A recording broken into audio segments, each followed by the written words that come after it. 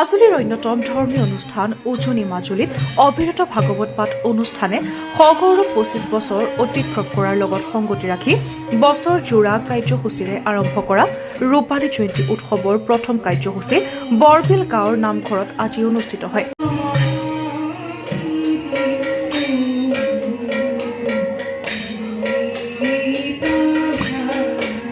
ইফালে ৰূপালী জয়ন্তী উৎসৱৰ দ্বিতীয় কাৰ্যসূচী ৯ মাৰ্চ ২০২৫ তাৰিখে ঐতিহাসিক পানীখাটি শিলিগুৰি থানবৰ নামঘৰত সাম্প্ৰতিক সামাজিক শৈক্ষিক পৰিৱেশত আধ্যাত্মিক শিক্ষাৰ প্ৰয়োজনীয়তা বিষয়বস্তুৰ ওপৰত এক মনোজ্ঞ আলোচনা চক্ৰ অনুষ্ঠিত হ'ব।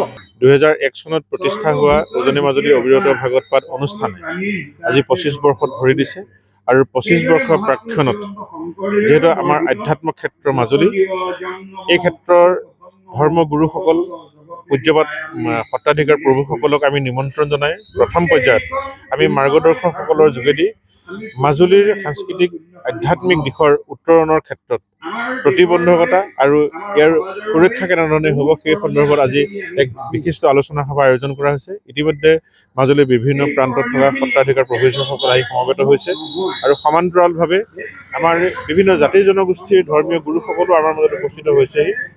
আমাৰ মূল লক্ষ্য হৈছে যে আধ্যাত্মিকতা আমাৰ মাজুলীক বা অসমক বা পৃথিৱীৰ জুৰি আধ্যাত্মিকতা থাকিবই লাগিব। আধ্যাত্মিকতাৰ অবিহনে আমাৰ পৃথিৱী বৰ্তি নাথাকে, এইটো সত্য কথা। হেতুকে